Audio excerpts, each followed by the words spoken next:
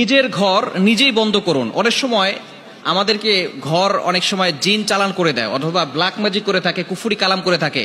ঘরের যে মানুষগুলো আছে অসুস্থ অবস্থায় থাকে, ঘরের ভিতরে অনেক দেখা যাচ্ছে যে শুধু ঝগড়া লেগেই থাকে। স্বামী স্ত্রীকে সহ্য করতে পারে না, স্ত্রী স্বামীকে সহ্য করতে পারে না, সন্তানগুলো পিতামাতার কথা শোনে না, এবং দেখা যাচ্ছে সব সময় একজন আরেকজনকে সহ্য হয় না, শুধু ঝগড়া লেগেই থাকে, একের পর এক অসুস্থতা লেগেই থাকে।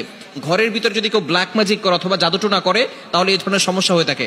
অথবা যদি জিন এরকম ঘরের ভিতরে ডিস্টার্ব করে তাহলে নিজের ঘর নিজেই বন্ধ করতে পারবেন। কোনো বাবার কাছে যেতে হবে না এবং কোনো হাজিরা দিতে যেতে হবে না। অনেক সময় আমরা হাজিরা দিতে যাই যে আমাকে একটু হাজিরা করে দেখেন যে আমার এখানে কোনো কিছু ঠিক আছে কিনা। দেখা যাচ্ছে যে হাজিরা করতে গিয়ে দেখে যে কোনো জিন টিন নাই, সেখানে একটা জিন চালান করে দেয়। এরকম হয় কি হয় না? এবং পরবর্তী সময় দেখা যাচ্ছে জিন চালান করে দিয়ে ডিস্টার্ব করে দিয়ে তাদের কাছ থেকে টাকা খায়। বলে যে এখন যদি 5,000 টাকা, 10,000 টাকা, 50,000 টাকা না দেন তাহলে কিন্তু জিন আর আসবে না, জিন আপনাদের ওইখানে থাকবে আর ডিস্টার্ব করে থাকবে।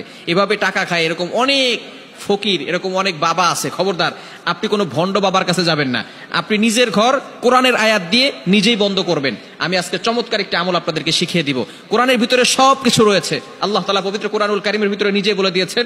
15 নম্বর পারার 9 নম্বর পৃষ্ঠার 2 নম্বর লাইন, সূরা বানী ইসরাঈলের 82 নম্বর আয়াতে আল্লাহ তাআলা বলছেন, ওয়ানুনাজ্জিলু মিনাল কুরআন মা হুয়া শিফাউ ওয়া রাহমাতুল লিল মুমিনিন। আল্লাহ তাআলা মুমিনদের জন্য কোরআনটাকে রহমত স্বরূপ, শেফা স্বরূপ নাজিল করে দিয়েছে। অনেক সময় আমাদের ঘরের ভিতরে এভাবে ব্ল্যাক ম্যাজিক করা হয়। যদি কেউ ব্ল্যাক ম্যাজিক করে তাহলে আপনি এই ধরনের কাজ করতে পারবেন। নিজের ঘর নিজে বন্ধ করবেন। কিভাবে করবেন? প্রথমে আপনি ওযু করবেন, ওযু অবস্থায় পবিত্র হবেন। ওযু করে এরপরে আপনি 4টি পেরেক নেবেন, লোহার যে পেরেকগুলো আছে 4টি লোহার পেরেক নেবেন। প্রথমে আপনি ওযু করবেন। ওযু করে আপনি একবার আয়াতুল কুরসি, একবার সূরা ফাতিহা, একবার সূরা ইখলাস, সূরা ফালাক, সূরা নাস। কি বললাম?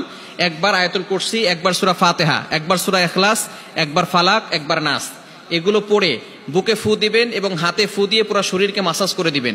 এরপরে আপনি সূরা বাকারার প্রথম 10টি আয়াত তেলাওয়াত করবেন। সূরা বাকারার প্রথম 10টি আয়াত তেলাওয়াত করবেন। এরপরে হচ্ছে আপনার কাজ, আপনি 4টি পেরেক নেবেন। এই 4টি পেরেকের ভিতরে লোহার পেরেক নিয়ে আপনি সূরা তারিকের 15, 16, 17, 15, 16, 17 এই 3টি আয়াত পড়বেন। আপনি আউযু বিল্লাহি মিনাশ শাইতানির রাজিম পড়ে এই 3টি আয়াত পড়বেন।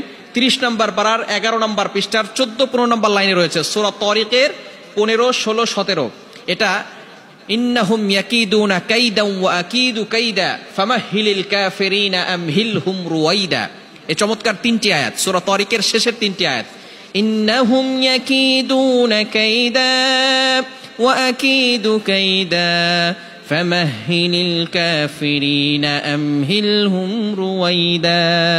এই 3টি আয়াত আপনি সুন্দর করে এভাবে 25 বার পড়বেন।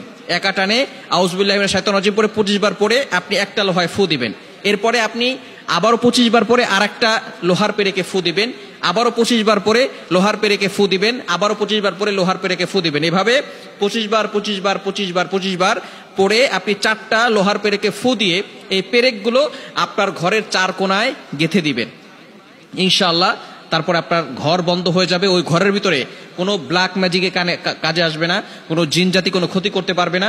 সমস্ত ধরনের মানুষ শয়তান বলেন, জিন শয়তান বলেন, সকল ধরনের দুশ্মনদের চক্র থেকে আল্লাহ তাআলা আপনাকে হেফাজত করবে। এজন্য অবশ্যই আপনি আল্লাহর উপর ভরসা রেখে আমলগুলো করবেন।